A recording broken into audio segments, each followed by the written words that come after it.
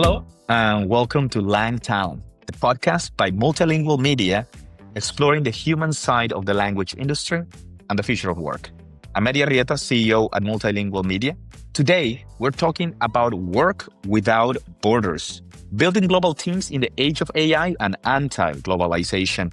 As headlines focus on deglobalization, supply chain nationalism, and shrinking international cooperation, many forward-thinking companies are quietly moving in the opposite direction, building distributed multicultural teams that are both AI-enabled and human-centered.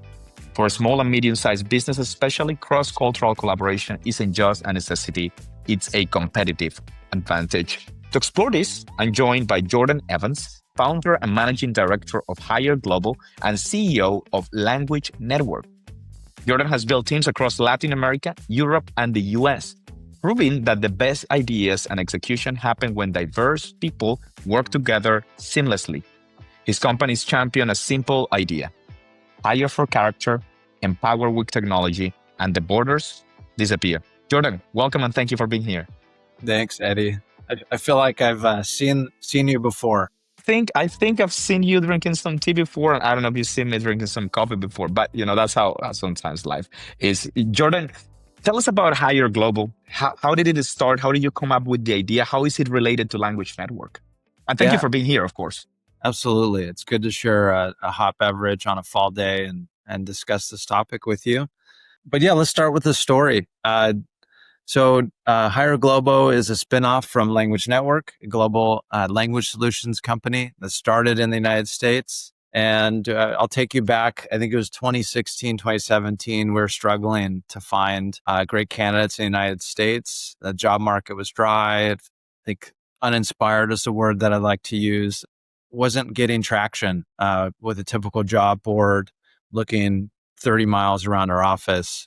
And so I decided to take a risk and hired our first project manager in Mendoza in Argentina. And she was absolutely amazing. In fact, grew way beyond that project management role. But that one hire proved the model. And so we shut down our offices and went remote. And this is before COVID. And we have not looked back. We've continued to build our team internationally, globally, especially in Latin America. And HireGlobal was out of necessity, really. We were solving our own problem, and other companies started asking me, how did you do that? And so we started helping them, and we spun off HireGlobal to be its own company of expertise with global staffing and recruiting. And I know that big companies have been doing this a long time, but even though the headlines are anti-globalization or let's rehome, renationalize, I do believe the best companies are being nimble and still globalizing their workforce. And certainly, and thank you for sharing that. It is said that, when you're solving your own pains, the solutions are really genuine and actually built onto something. I don't want to put you on the spot, but you said that people suck at hiring. How does that help you do what you do at HireGlobal? And what does that mean when you say people suck at hiring? So it's true that we suck, and I suck a little bit less. I like to think that we've learned from making mistakes. It's costly, it's frustrating. They have a saying that you don't know who you're working with until you're working with them. And so this whole process of checking a resume, doing an interview, and then making a decision it's imperfect and messy, and it can absolutely be improved. So I wanted to share a few anecdotes of how to suck less when bringing people into your organization. And I think the process, the gut absolutely does play a part, like this human element of assessing an individual, but we can't just defer to that. That we do need data. We need actual different reference points. So someone may come across super sharp, super charismatic, but 3 months later, you realize they're not built for this role in this environment. The resumes also are point. So gut and then resumes, like the writing can now be pumped through AI. And so you may overskew towards what's on the resume. And I found that you need to open up your filter on the resume side, even if it's not perfect, crystal clear experience that you need to pair that with actually speaking with the individual. The other issue I've seen is leaders really skip the checking references. And I don't know why we want to shortcut hiring, but this is so important. And I've shared this trick, and it's a good one, is actually when somebody's interviewing, to check their colleagues on LinkedIn and send them a message and actually ask them, hey, if you don't reply, I'm interviewing this person. I see you've worked with them, and I'd like to get some reference on them, how they were as an employee or colleague. And if you don't reply, I'll assume you have nothing positive to say. And it works really well because if they are excellent, people will rush to defend and hit reply. And so you get great data that way. And these are not references that were given to me. It's people that we source on HireGlobal, look around the candidate. And then if they don't respond, well, a lot of times people don't like giving negative feedback. So that silence also says something. The other piece is, I believe as humans, we have our worldview, we have our motivators, we have our stressors, we have our strengths, we have our faith and our family. Like all of those make us who we are and how we show up in the world. And so it's really rare that somebody has this disconnect of how they show up elsewhere and then how they show up at work. So it's important to go deeper on who these people are with the hard skills and the soft skills. So what we've added in is behavioral assessments, hard skill tests. So if you've heard of DISC or Enneagram, those types of personality components, to really map them and uncover like who this person could be. So it's in conjunction with all of those pieces coming together that you get better data on somebody rather than the traditional resume look good, check. I did FaceTime interview with them, check. Okay, now let's move to hire. So those are just some areas that we've added to the process to suck less because it's so disruptive.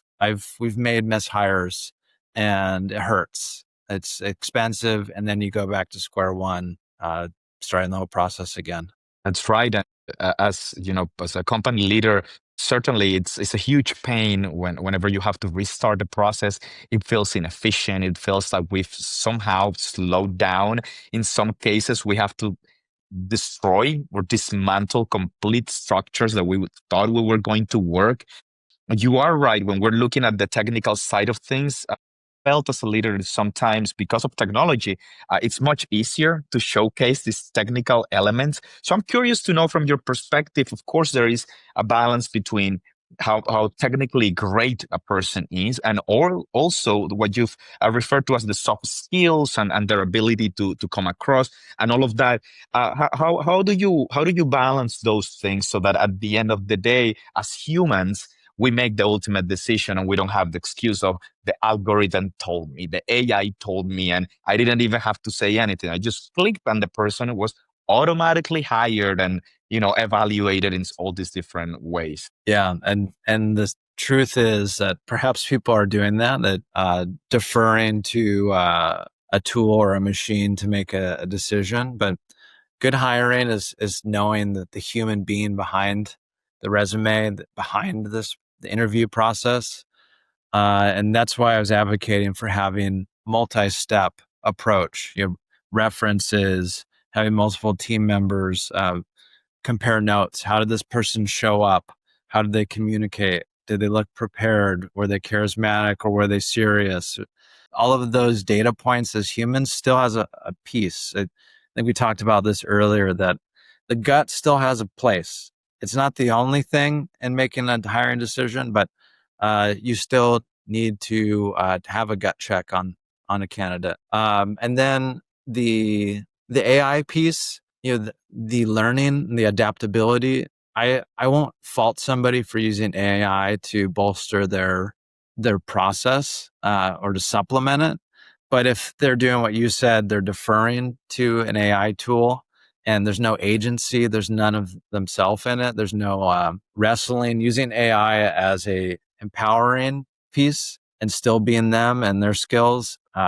Because if you're just showing up and submitting what a machine gave you, then why do we need you in the process?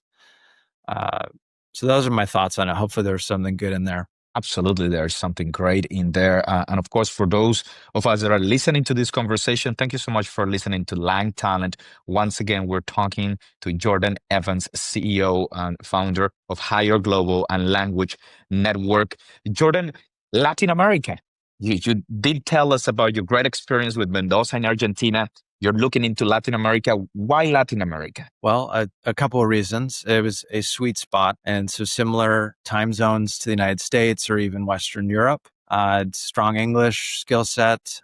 So that makes it very seamless. Your work ethic blends quite well with like US and European customs with work and schedules there. And we found the best professionals that are highly skilled and culturally adaptable. So it's been a warm relational workforce and pool to pull people in. So I found that the North American colleagues or the Western Europe colleagues work quite well with colleagues in Latin America. So in Latin America, it's a sweet spot. There's also this entrepreneurial drive that people are hungry to learn, to grow, to contribute. I've found compared to that like dry or uninspired workforce that was before like 15, 20 miles around our office, that I can get really great talent, the best person for the position, no matter where they are. And I also want to point out that there is a value proposition on cost savings relative to a US or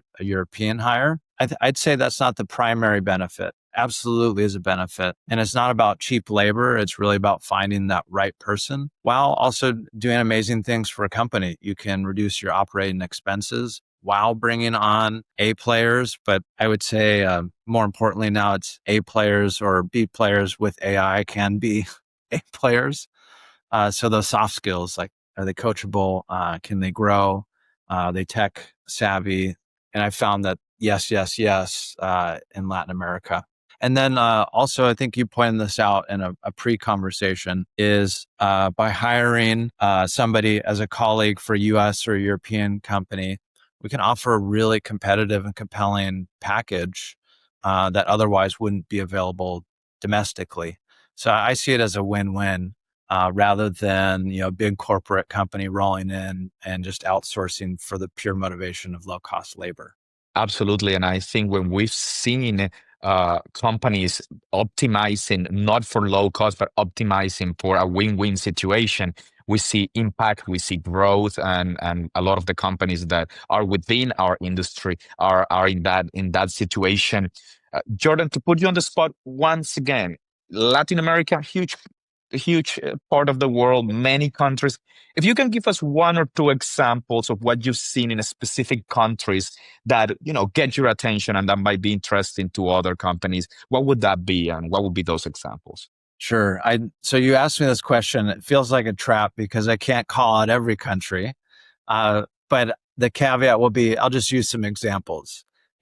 Every country has amazing talent and different hubs. So you might look at universities or different companies that have gone before and have invested in the people and workforce there that you can find the right person for the role you've got. I'll give you an example. So since we've used Argentina, we can stay on that. Buenos Aires has great tech development, software. So if you've got a technical role, that's a great place to start, or even it's got a fantastic university system for translation. And you've got other companies in our language industry based there. So you've got highly skilled, pre-trained workforce in Argentina. Brazil, I've seen amazing marketing talent. A lot of marketing agencies have located to Brazil. Also great technical talent. But you can find different hubs all over. The other example I'll use, deep accounting and finance roles.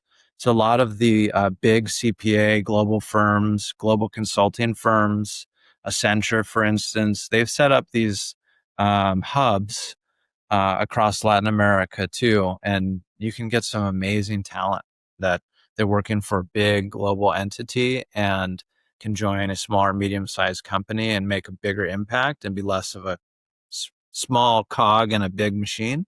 So that's been my experience. we've hired all across, from Mexico down to, I can't say we've made any placements in Patagonia, but that would be fun. Absolutely, yes. But I could shout out so many: Venezuela, Colombia, Ecuador. All over. I'm glad to hear. I'm glad to hear that. And of course, it gets me to my next question. As I'm hearing this, I'm like, well, maybe HireGlobal can help me hire some people. Could you tell us a little bit about the roles that you've helped with and that you currently help with? And we know Latin America.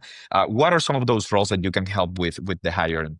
Yeah, I think it's important when you're building a team or thinking about hiring somebody globally or remotely, even in Latin America, that it's any position in an organization, from leadership to entry level and everything in between, people management, administration, operations, sales and marketing, account management.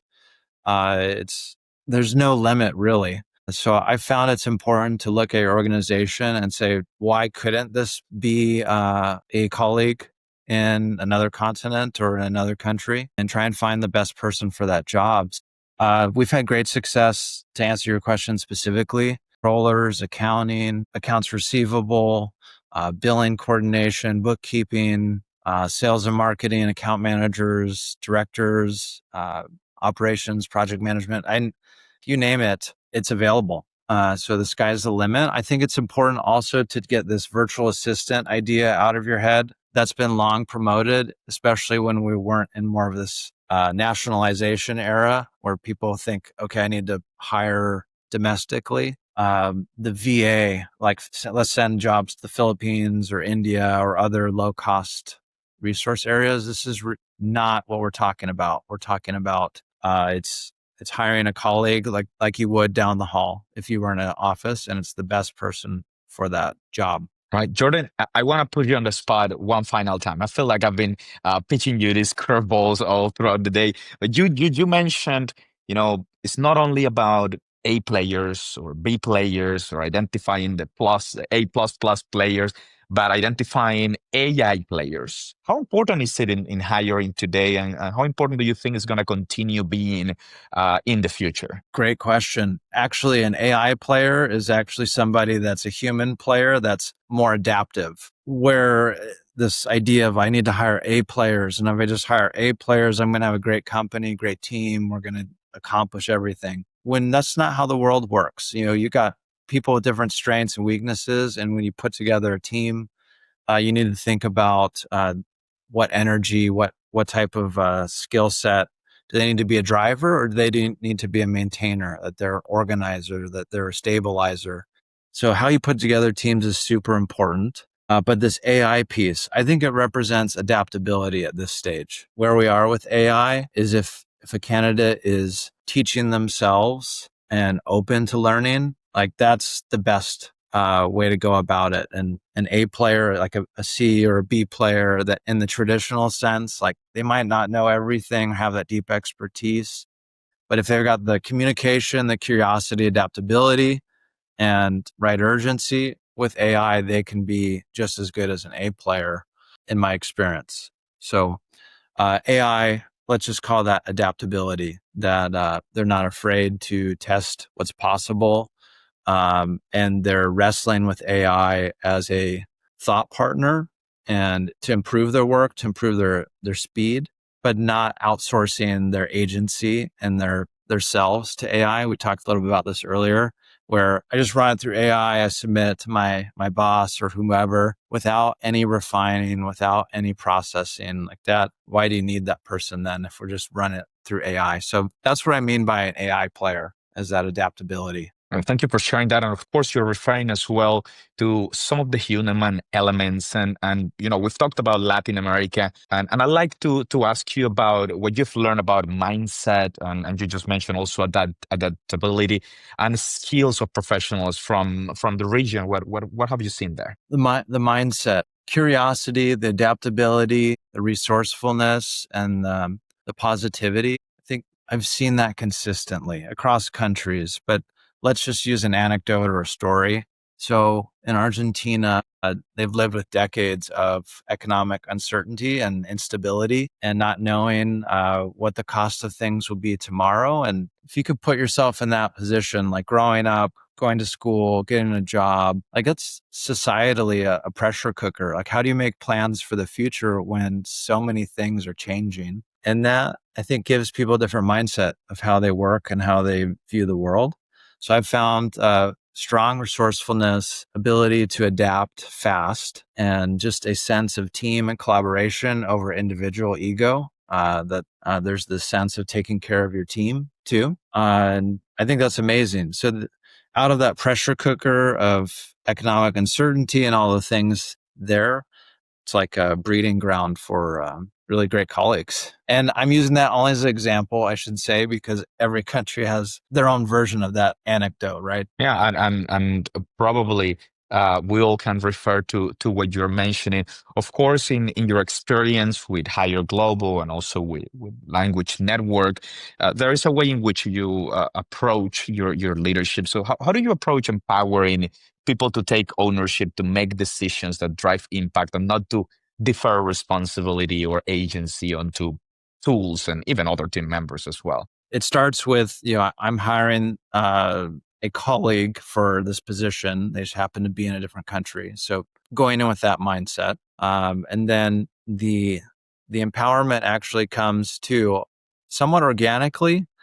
Is I find when you mix like colleagues in North America, South America, or Europe, that it actually raises the standard and overall positivity or mindset collective. I think what I've seen is people enjoy the diversity of their peers or colleagues, and ends up strengthening. So that creates a nice base to then grow from. But people empowerment. So how do you empower people? Well, one is making sure that you've got a vision where they can also win in whatever their motivators are, whatever their vision for their life is, that there's space for that, the company, or there's alignment there. I think hiring somebody that sees beyond the paycheck. So it does go back to picking and pairing the right company with the right person, and having the right element. Somebody is coming that believes in the company, that they see a win-win. But then as a leader, we use a system called EOS, which is Entrepreneur Operating System. So I use that at HireGlobal and Language Network. And that's been a wheel you slap on your car. There's other operating systems, if you will, of how a company sets goals, deals with issues, recognizes their people, allocates the work. That's really all that it is. And so this EOS has allowed us to set goals on a 90-day and on an annual basis. And every team member and department sets these objectives collaboratively. So empowerment, I think, starts with where are we going as a company, and then what's your piece in that? And so if you have ownership or say in that, it's a lot more inspiring. And then the other practical piece is access. So making sure you have the right tools to work remote. So we use Slack, for instance.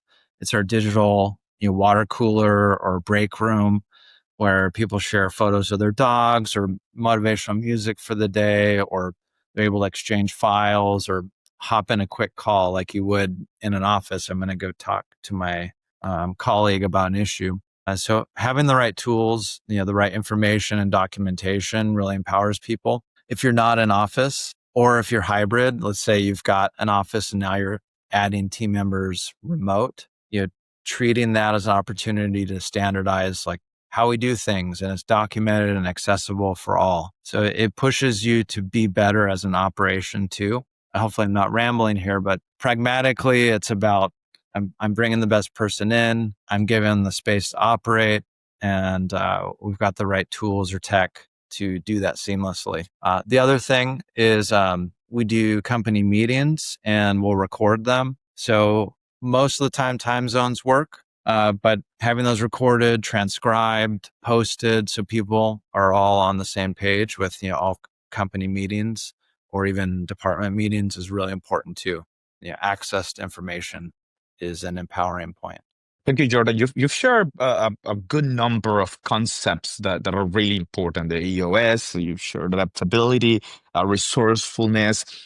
There are a lot of professionals that today are doubting their abilities, that today are doubting how they should approach technology. What advice would you give those that are in that hesitant moment? We're in a really interesting moment where some are saying like, where are the AI experts? And then they realize, oh, it's us.